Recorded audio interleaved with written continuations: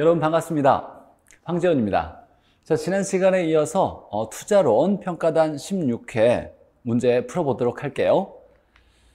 자, 1번에 보니까 우리가 이제 투자론에서 영업현금 흐름이 매우 중요하죠. 반드시 암기해야 되고, 영업현금 흐름 분석 중 순영업소득을 산정할 때 우리가 이제 줄여서 순소득이라고 하죠. 순소득을 산정할 때 필요한 항목은 모두 몇 개인가?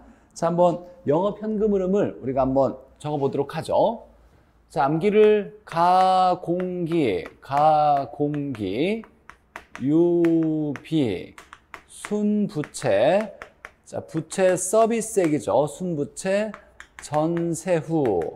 자, 그래서 자, 가능조소득에서 공실 및 불량부채를 빼고 기타 수입을 더하면 이렇게 유효조소득이 되고, 유효조소득에서 영업경비를 빼면 순소득이 되고, 자, 그 다음에 순소득에서 부채 서비스액을 빼면 세전이 되고, 세전에서 소득세를 빼면 세후가 되죠. 얘는 영업소득세, 줄여서 소득세. 법인일 경우에는 법인세라고 하죠. 자, 중요한 건 부채 서비스는 상환하는 원리금을 부채 서비스액이라 그래요. 그래서 부채 서비스액과 똑같은 표현이 원리금, 저당 지불액 또는 월부금이라고도 해요. 월부금. 자, 부채 서비스액은 원리금이니까 원금과 이자를 더한 값을 우리가 부채 서비스액이라 그래요. 자, 이건 영업경비고 운영하는 데 들어가는 운영경비, 운영비용을 얘기하죠. 자, 영업경비에 포함 안 되는 항목도 알고 있어야죠. 개인 공부 소감에서 여기에 불포함 항목은 개인 공부 소감. 그래서 개인 소득이나 개인 업무비, 공실 및 불량부채, 부채 서비스액, 소득세, 감가상각은 영업경비에 포함되지 않는다. 자, 그리고 소득세를 구하는 방법도 알고 있어야죠. 소득세는 순이감세율이어서 순소득에서 이자와 감가상각을 빼고 세율을 곱해서 소득세를 계산하죠.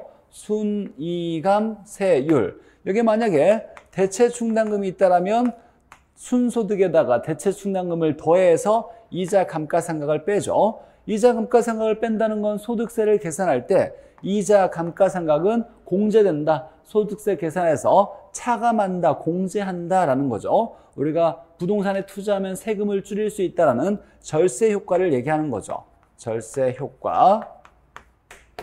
자, 이렇게 우리가 영업현금 흐름은 충분히 암기하고 있어야 되고, 공실 및 불량부채고, 기타 수입을 우리가 영업 외적인 수입, 임대료가 아닌 뭐 자판기 수입이라든지 지하 주차장을 유료로 해가지고 수입을 얻는다든지, 이걸 우리가 영업 외적인 수입이다, 영업 외 수입이라고 하죠. 자, 그러면 문제에서 순소득을 산정할 경우에라고 했으니까 얘를 구하려면 이 위에 걸 알아야 되는 거죠. 이만큼을.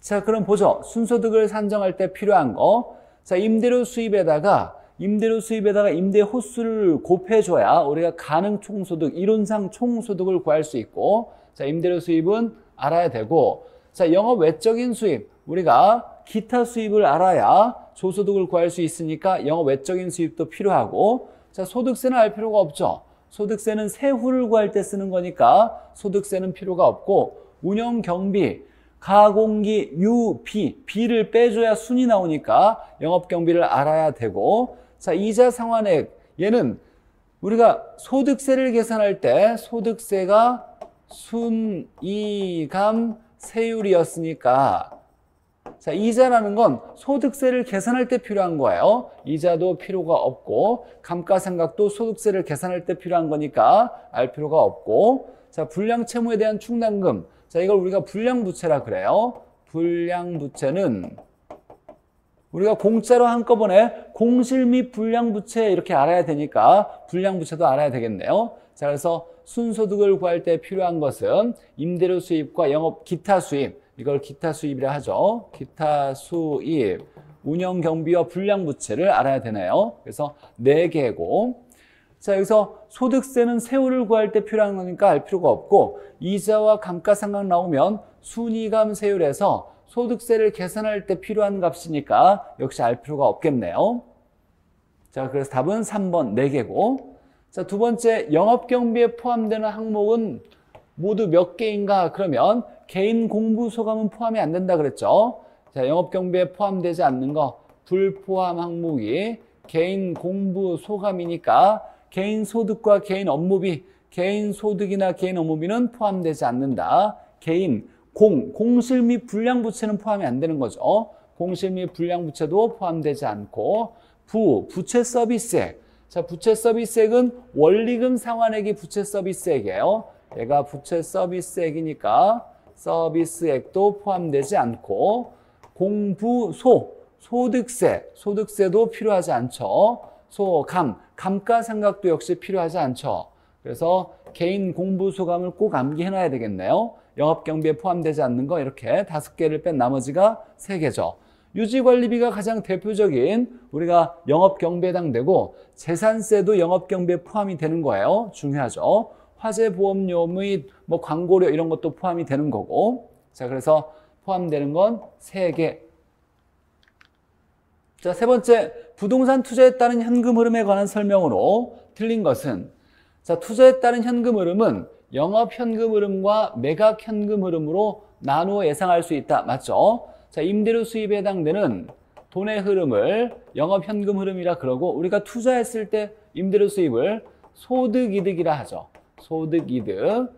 매각 현금 흐름은 처분할 때 얻는 수입을 얘기하는 거예요. 처분할 때 5억 주고 샀는데 7억 주고 팔았다. 그럼 2억이 가치가 올라간 것이 우리가 처분에 따른 이득이죠. 그래서 얘를 가치상승분이라 하고, 이걸 학문적으로 자본이득이라 하죠. 자본이득. 자, 그래서 임대료 수입의 돈의 흐름은 영업 현금 흐름, 가치상승분에 따른 처분에 따른 이득을 얘기할 때는 매각 현금 흐름 2개로 나누어서 예상할 수 있고, 영업 현금 흐름 계산 시 감가상각의 영향이 고려된 항목은, 자, 감가상각이 고려된 건 아까 순이감세율 해서 소득세를 산정했죠. 그래서 감가상각이 고려된 항목은 소득세예요. 소득세. 자, 소득세가 반영된 건 세전이 아니라 우리가 전세후니까 세전에서 소득세를 빼 세후가 되는 거죠. 그래서 세전이 아니라 세후 현금 흐름이다 라고 나와야 되겠네요. 2번이 틀렸죠. 자, 소득세를 빼서 세후를 구하니까 소득세, 감가상각이나 이자가 고려된 항목은 세후 현금 흐름이죠. 자, 가능조소득, 가능총소득은 이론상 가능한 거죠. 이론상 얻을 수 있는 총수입을 얘기하는 거예요. 실제 수입은 유효총소득이고 이론상 얻을 수 있는 총수입은 가능총소득. 100% 임대료 회수가 가능한 경우, 모두 임대료를 회수했을 때, 벌었을 때 가능한 경우에 총수입을 얘기한다. 맞죠? 가능총소득을 우리가 잠재총소득이라고도 해요. 이론상 얻을 수 있는 총수입, 잠재총소득이라고도 하고. 자, 가능총소득에서 공실 및 불량부채를 빼고 차감하고 기타 수입, 영업 비타 수입을 더하면 이라고 나오면 유효총소득이 된다. 맞죠? 가공기 유가 되니까 가능총소득에서 공실 및 불량부채를 빼고, 자, 기타 수입을 영업 외적인 수입이라고 하죠. 영업 외적인 수입을 더하면 유효총소득이 된다. 맞고, 순영업소득은 금융조건을 고려하지 않은 현금 흐름이다. 자, 금융조건을 고려했다는 건 뭐냐면 돈을 빌렸을 때의 조건이니까 얘가 관련돼 있는 항목은 뭐냐면 부채 서비스액이에요. 부채 서비스액. 자, 이건 빌렸을 때 갚아야 되는 원리금을 얘기하죠. 상환하는 원리금을 얘기하는데, 자, 부채 서비스액이 고려됐냐 안 됐냐를 얘기하는 건데, 부채 서비스액이 고려한 건 잠깐 여기서 본다라면 부채 서비스액을 빼서 구해지는 건 세전과 세후예요. 그러니까 부채 서비스액이 고려된 건 세전과 세후라고 하고, 수는 이 위에 거와 관련된 건데 위에는 부채 서비스액과 관련된 게 아무것도 없죠. 그래서 순소득은 금융조건과 관련이 없고, 금융조건에 따른 부채 서비스액이 반영된 소득은 세전이나 세후라고 해야 되겠네요. 그래서 순영업소득은 금융조건을 고려하지 않은 현금 흐름이다. 맞는 얘기가 되겠죠. 그래서 답은 2번이고. 자, 네 번째, 임대사업을 통해서 얻을 수 있는 세후 현금 흐름의 금액은 이라고 나왔는데, 자, 이걸 풀 때는 우리가 암기했던 거 가, 공, 기, 유비, 순, 부채, 서비스에 그 다음에 전세, 후를 적어놓고 여기다 필요한 항목을 집어넣어서 계산을 해주는 게 좋죠. 자, 반드시 암기해야 되고 이 암기는 영업현금 흐름은 한 문제가 아니라 세 문제 이상 반드시 관련된 문제가 나오니까 꼭 암기해야 되고 자, 가능총소득에서 공실 및 불량부채 빼고 기타 수입이 있다라면 더하고 그 다음에 영업경비를 빼고 부채 서비스 빼고 소득세를 빼면 세후가 구해지겠죠. 자, 그러면 정리해보면 자, 공 6개는 돈에서 떼어보죠, 우리가. 그러면 호당 임대료에다가 임대 가능한 호수를 곱하면 자, 이렇게 곱하면 이론상 얻을 수 있는 총수익, 가능 총소득을 구할 수 있겠죠. 30에다가 8원이라고 해보죠. 그러면 가능 총소득은 240원이고 자, 공실률은 10%라고 나왔어요. 예의 10%다. 가능 총소득의 10%. 불량부채는 제시가 돼 있지 않으니까 없다라고 보는 거예요. 공실률이 10%니까 240의 10%는 24가 되겠네요. 자, 그러면 빼주면 이렇게 넘어가는 거니까 유효총소득은 216이 될 거고 자, 운영비용, 영업경비를 운영비용이라고도 하겠네요. 16을 빼주는 거니까 16을 빼면 순소득은 200 이렇게 나올 거고 자, 부채 서비스액을 빼줘야 되는데 가장 중요한 게 부채 서비스액이에요. 근데 부채 서비스액이라고 나와 있지 않네요. 근데 부채 서비스액과 똑같은 말이 뭐냐면 원리금. 원리금은 원금과 이자를 더한 값을 얘기하죠. 자, 원금이 70원이고 이자가 20원이라고 나왔어요. 자, 그러면 부채 서비스액 원리금이니까 이걸 더하면 부채 서비스액 원리금이 되겠네요. 그래서 부채 서비스액은 원금과 이자를 더한 원리금에 해당되는 거니까 90원 이렇게 될 거고 자, 부채 서비스액을 빼면 90원을 빼면 110원 이렇게 나올 거고 자, 소득세를 구할 때 소득세는 순이감세율 이렇게 암기했으니까 자, 순소득이 200이라고 구했고 200에다가 자, 이자는 20원이고 감가상각은 60원이라고 나왔네요. 그리고 세율이 30%니까 0.3을 곱하면 자, 80을 빼니까 120에다가 0.3을 곱하니까 36 이렇게 되겠네요. 자, 그러면 소득세 36을 빼주면 110에서 36은 74 이렇게 되겠네요. 자, 그래서 답은 74 이렇게 나와 있는 5번이 되겠네요. 자, 시간이 좀 오래 걸릴 수 있지만 연습을 해서 시간을 줄이는 연습을 좀 하셔야 돼요. 반복 연습을 하면 충분히 1분 30초 내에 풀어낼 수 있는 문제니까 내가 좀 자신 있게 시간 내에 풀 수 있겠다라고 생각이 든다면 연습을 하셔서 꼭 준비하시길 바라고 자, 5번에 화폐의 시장 가치를 고려하지 않은 것은 이라고 나왔는데 자, 투자 분석 중에서 화폐의 시장 가치를 고려한 것을 우리가 할인연금 수지 분석법이라 그래요. 줄여서 할인법이라고 하죠. 할인법은 화폐의 시장 가치를 고려해서 미래의 수입과 현재의 지출은 다르다. 얘는 현재 값이고 수입은 미래 값이니까 그래서 수입을 할인해서 현재 값으로 바꿔서 현재의 수입값과 현재의 지출값을 비교하여 우리가 투자 분석하는 것을 할인법, 할인연금 수지 분석법이라 그래요. 자, 할인법은 어떻게 외웠냐면 순순의 현가 이렇게 암기했었죠. 순현가법, 수익성지수법, 내부수익률법, 현가 들어간 거 연평균 순현가법, 현가회수 기간법 이렇게 있죠. 자, 그러면 순현가법은 없고 수익성지수법, 순수 내부수익률법, 현가 들어간 걸 보니까 연평균 순현가법, 현가회수 기간법 얘들은 다 할인법이고 회계적 이익률법은 할인법이 아닌 나머지는 다 비할인법이죠. 자, 그래서 반드시 기본적으로 암기해야 되는 거 화폐의 시장 가치를 고려한 할인법, 순순의 현가 나머지는 다 비할인법이라는 거. 자, 6번에 할인연금 흐름 분석, 할인연금 수지 분석법에 관한 설명 중 틀린 거 할인법에 대한 얘기죠.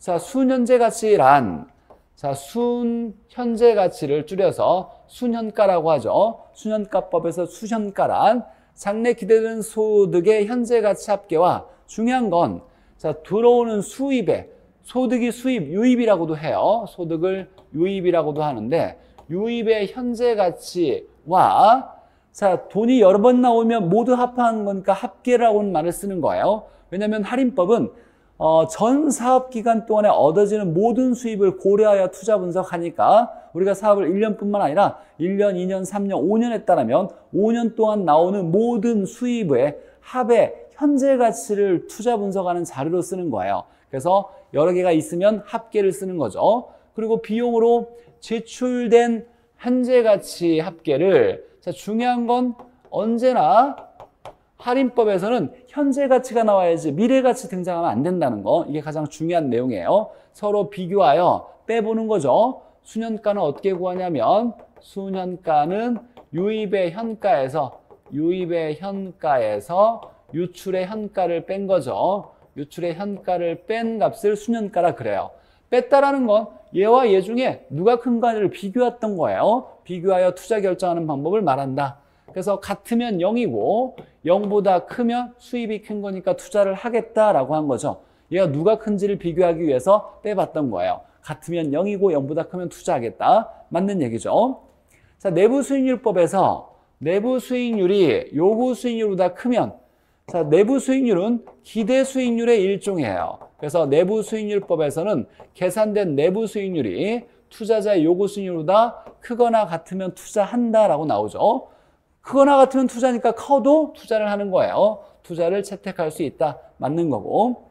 자, 동일한 현금 투자안이라도 투자자의 요구 수익률에 따라 수년가는 달라질 수 있다. 수년가법과 수익성 지수법에서 미래 수입을 할인할 때 할인율로 요구 수익률을 써요. 할인율로 요구 수익률을 쓰니까 요구 수익률은 주관적 수익률이죠. 주관적 수익률이니까 투자자에 따라서 달라질 수 있죠. 우리가 투자론에서 보수적 투자자와 공격적 투자자에 따라서 요구 수익률이 어떻게 달랐냐면 보수적 투자자는 요구 수익률을 높여서 함부로 투자하지 않겠다. 공격적 투자자는 요구 수익률을 낮춰서 투자 기회가 많아진다. 이런 내용을 배웠어요. 그러니까 투자자에 따라서 요구 수익률이 달라요. 그러면 요구 수익률에 따라 수년가나 수익성 지수는 투자자에 따라 다른 값을 나타낼 수 있다. 맞는 얘기죠.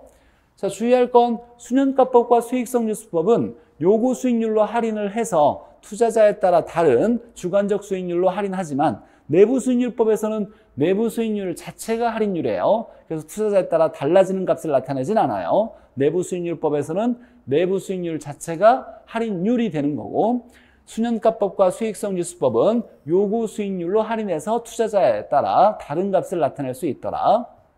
자, 현금 유입에 따른 현재 가치에 대한, 현금 유출에 대한 현재 가치의 비율을 수익성 지수라고 한다. 자, 수익성 지수는 유입의 현가를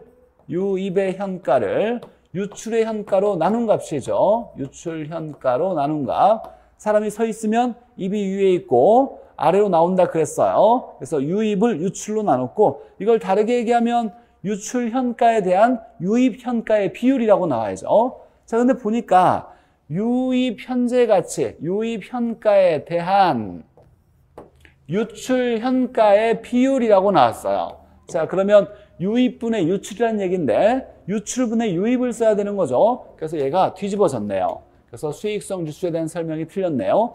유출 현재 가치에 대한 유입 현재 가치의 비율이 수익성 지수다라고 나와야죠. 4번이 틀렸고. 자, 내부 수익률이란, 내부 수익률은 유입의 현가와 유출의 현가를 같게 만드는 수익률인데, 내부 수익률은 수익성 지수를 1로 만드는 할인율이다.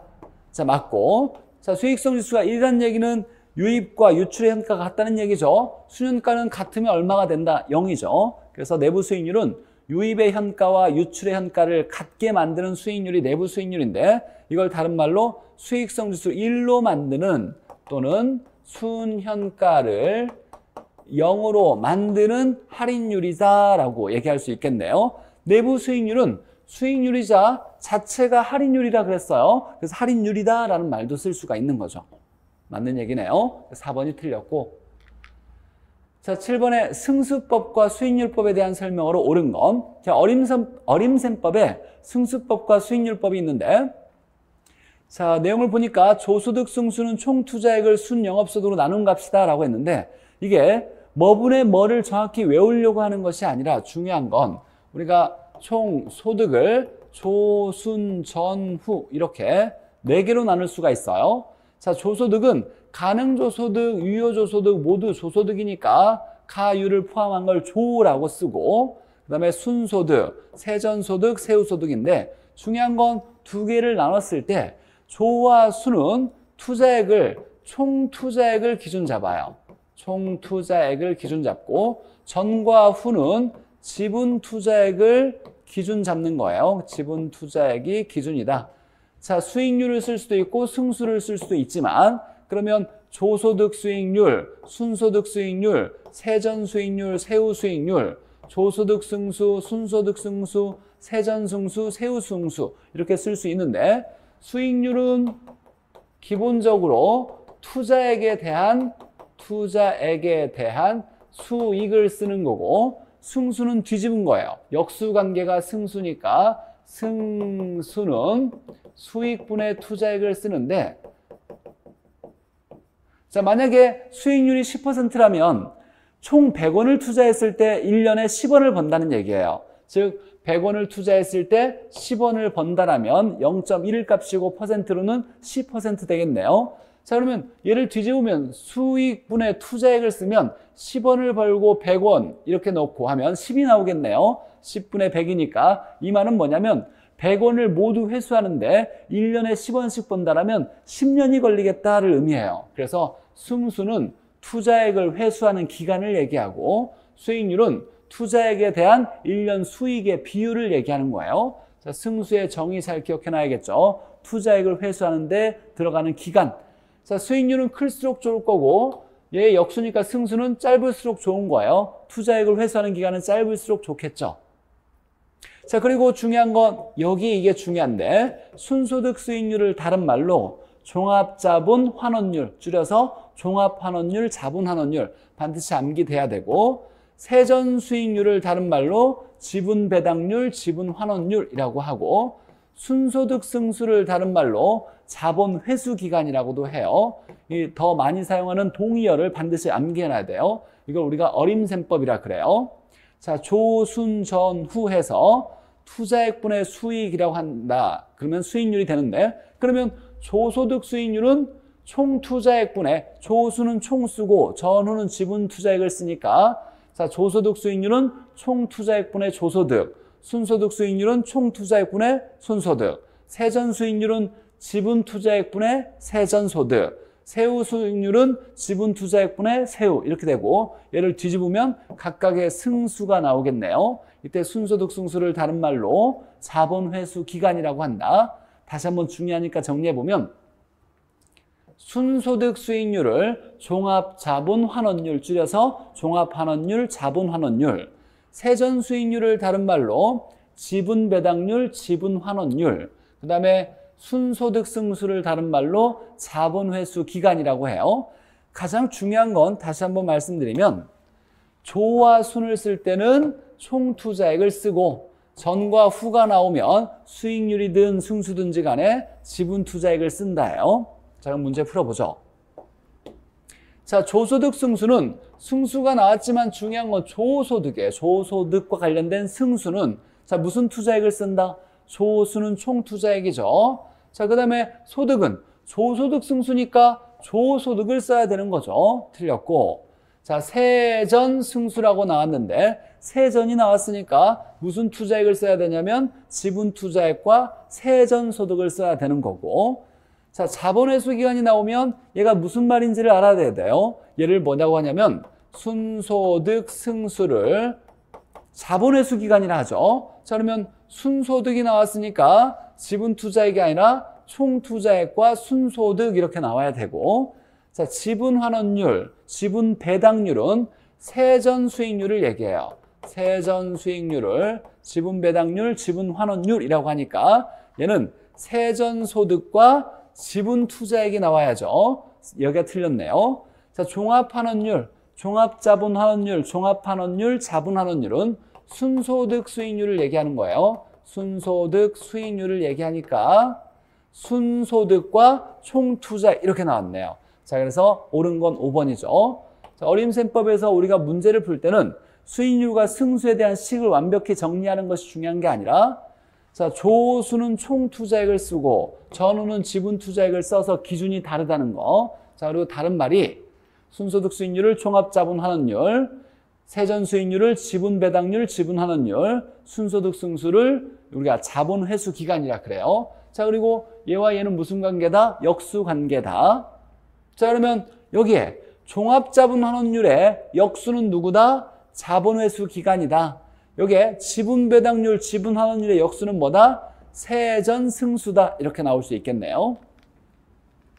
자, 7번에는 5번이 틀렸고 8번에 어림셈법에 관한 설명으로 옳은 것은 자, 투자에 대한 승수는 투자액을 회수하는 기간이니까 작을수록 유리하다라고 나와야죠. 수익률은 클수록 좋고 승수는 투자액을 회수 기간이니까 짧을수록 좋다라고 나와야 되고 자, 세전승수는 자본 회수 기간을 의미한다가 아니라 자본 회수 기간을 의미하는 것은 순소득 승수가 자본 회수 기간을 의미하고 자, 종합자본환원율의 역수는 얘는 순소득 수익률을 얘기하죠. 순소득 수익률을 얘기하는데 줄여서 종합환원율, 자본환원율이라고도 하죠. 조소득 승수가 아니라 순소득 승수가 되겠네요. 수익률과 승수가 역수니까 또는 자본회수 기간이 역수다. 역수라는 건 곱해서 1 되는 값을 역수라 그래요. A의 역수는 A분의 1이니까 얘와 얘를 곱하면 얼마가 된다? 곱하면 1 되는 관계를 역수 관계라 그래요. 자, 동일한 투자의 경우 일반적으로 순소득 승수가 총소득 승수보다 크다. 자, 중요하게 우리가 좀 다뤄봐야 될 건데 자, 소순전후라고 했는데 자, 이렇게 됐을 때 수익이나 수익률을 볼 때는 자, 가공기, 유비, 순부채, 전세후, 소득만 얘기하면 가유, 순전후인데 내려갈수록 뭔가를 자꾸 빼줘요. 빼주니까 내려갈수록 작아지는 것 같아요. 크기가. 자, 수익이나 수익률은 내려갈수록 작아져요. 얘하고 얘는 굳이 비교하지 않는 이유가 두 개는 총 투자액이 기준이고 얘는 지분 투자액이 기준이니까 자, 내려갈수록 수익은 작아지고 반대로 승수는 얘와 역수니까 조순 전후로 갈수록 어때진다? 커진다라고 봐야 돼요. 커진다. 자, 이거 많이 실수하기 쉬우니까 적어놓고 우리가 좀 확인하기를 바라요. 수익이나 수익률은 조순 전후로 갈수록 내려갈수록 작아지고 승수는 내려갈수록 커진다. 자, 그러면 조소득 승수와 순소득 승수 중에 순소득 승수가 크네요. 순소득 승수가 총소득 승수는 조소득 승수니까 조소득 승수보다 크다. 맞죠? 자, 어림셈법은 사업 전체 기간에 영업수입을 반영한다는 장점이 있는 것이 아니라 자, 어림셈법은 어림잡아서 셈한다는 건 뭐냐면 사업을 10년 하더라도 어림셈법에 적용하는 수익률과 승수를 따질 때는 첫 해의 사업 첫 해의 1년 거의 첫 해의 영업수익만 고려하는 거예요. 영업현금 흐름만. 우리가 돈은 영업수입도 있고 우리가 처분했을 때 처분 수익도 있죠. 매각 현금 흐름은 고려하지 않고 첫 해의 영업수익만 고려해서 자, 어림잡아서 셈해서 계산하겠다. 그러니까 정확한 값을 구하는 것이 아니라 간단하게 계산하기 편하게 어림잡아서 해서 투자 분석하는 데 활용하겠다라는 방법을 어림셈법이라 그래요. 자, 사업 전체가 아니라 첫 해의 영업수익만을 고려한다는 특징이 있다라고 나와야죠. 그래서 옳은 것은 4번이 될 거고 자, 9번에 부채 감당률. 우리가 이제 비율 중에서 가장 중요한 비율이 부채 감당률이에요. 부채 감당률. 단어를 해석해 보면 부채를 감당할 수 있는 비율이죠. 그럼 얘가 크다라는 건 돈을 잘 갚을 수 있겠다. 부채를 감당을 잘하겠다라는 얘기고 자, 부채 감당률의 식은 부채 서비스액분의 순소득 이렇게 얘가 이제 부채 감당률이에요. 부채 감당률. 자, 부부순이라고 봐도 괜찮겠네요. 부부순. 부채 감당률은 부채 서비스액분의 순소득. 자, 얘는 원리금과 똑같다고 했죠. 부채 서비스액은 원리금을 얘기하고. 자, 그럼 보죠. 부채 감당률이란 부채 서비스액에 대한 순소득의 비율을 의미한다. 맞죠? 뭐에 대한 뭐 이렇게 나오면 이 식이 뭐분의 뭐가 맞는지를 꼭 확인하는 과정을 거쳐야 돼요. 출제자가 뭐를 뭐로 나눴냐, 뭐에 대한 뭐냐 이렇게 지문을 썼다라는 건 뭐분의 뭐가 맞느냐를 꼭 확인해라 라고 얘기하는 거니까. 자, 부채 감당률은 순소득을 부채 서비스액으로 나눈 값이다 이렇게 얘기할 수도 있고, 부채 서비스액에 대한 순소득의 비율이다 라고도 얘기할 수 있겠네요. 맞는 얘기고. 자, 부채 감당률이 1이면 상환 원리금은 부채 서비스액이죠. 원리금과 순소득이 동일하다. 자, 뭐분의 뭐 이렇게 나왔으니까 위아래가 같으면 1이 되겠죠. 1이 되면 순소득과 부채 서비스액 원리금이 같다. 맞는 얘기고. 자, 1보다 작다라면 돈을 잘 못 갚는다는 걸 얘기하는 거예요. 1보다 크면 돈을 잘 갚는다. 1보다 작으면 돈을 잘 못 갚겠다. 그럼 차입자의 순소득이 원리금을 감당하기에 충분하다가 아니라 부족하다고 판단한다라고 나와야 되겠네요. 1보다 작으면 돈을 잘 못 갚겠다라는 거예요. 즉 1보다 작다는 건 순소득이 더 작다라는 걸 얘기하는 거예요. 같으면 1이고 순소득이 크다라면 1보다 큰 값인데, 순소득이 부채 서비스액보다 작으니까 1보다 작은 값이 되는 거예요. 그러면 갚아야 되는 원리금보다 순소득이 작으니까 돈을 잘 못 갚겠다라는 의미이고. 자, 4번의 대출기관은 채무 불이행에 따른 위험을 낮추기 위해서 대출 조건에 부채 감당률을 높이는 것이 유리하다. 맞죠? 부채 감당률을 높여서 1보다 큰 값을 가지고 있는 사람한테 대출을 해주려고 하겠죠. 대출기관은 부채 감당률이 1보다 큰 값을 선호한다 이렇게 되겠네요. 그래야 돈을 잘 갚는다는 꼴이니까.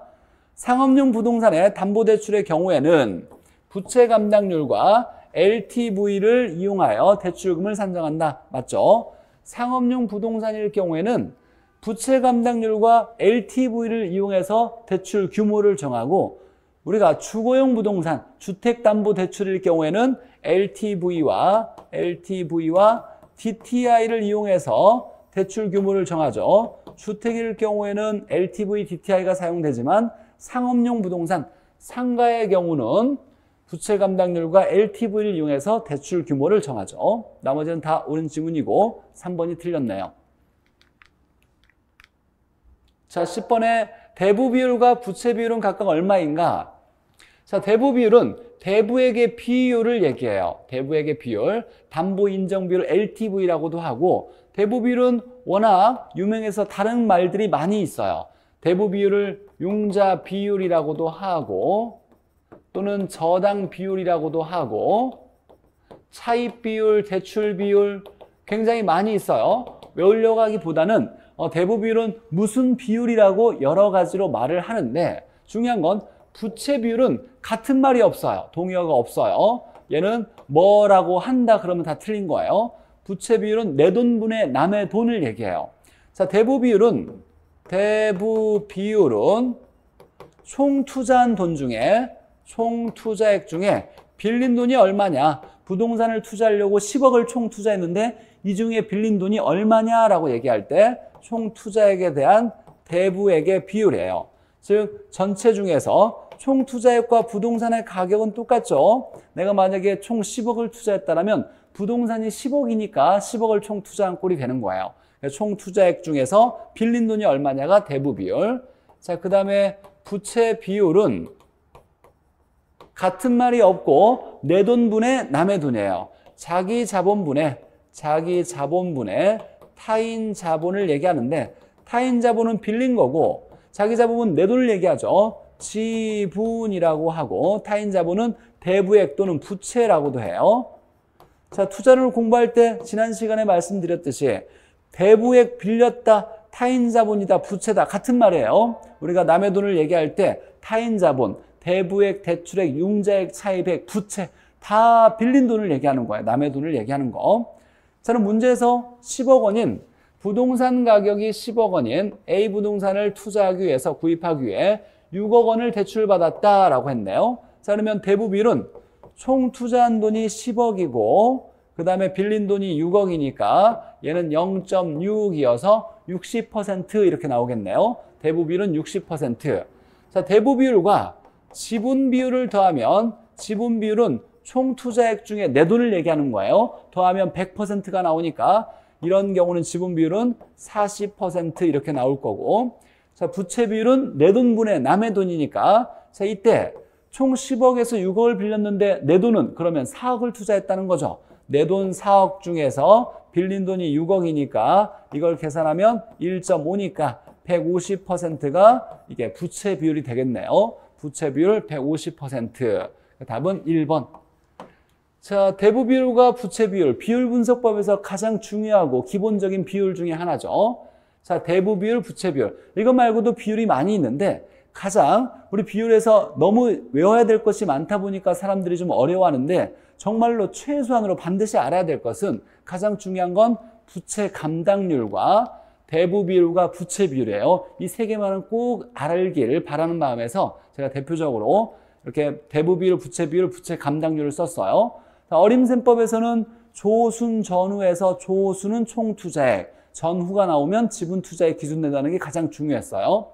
자, 투자론의 뒷부분이 좀 어려워서 사람들이 좀 많이 기피하고 외울 게 너무 많다, 어렵다라고 생각하는데 가장 기본적인 것만은 꼭 공부하시고 넘어가셔야 돼요. 어려운 단원이라고 해서 항상 어려운 문제만 출제되는 것이 아니라 가장 기본적인 문제로 보너스 문제가 나올 수 있으니까 어려운 단원이지만 가장 기본적이고 중요한 내용, 오늘 설명했던 내용을 중심으로 이 정도는 공부해 두시고 넘어가셔야 보너스로 한두 문제를 더 얻을 수 있는 거니까 그냥 버려야 되겠다 생각하지 말길 바라요. 자, 그러면 평가단 16회를 여기서 마치도록 하겠습니다. 다음 주에 다시 또 뵙도록 할게요. 고생하셨습니다.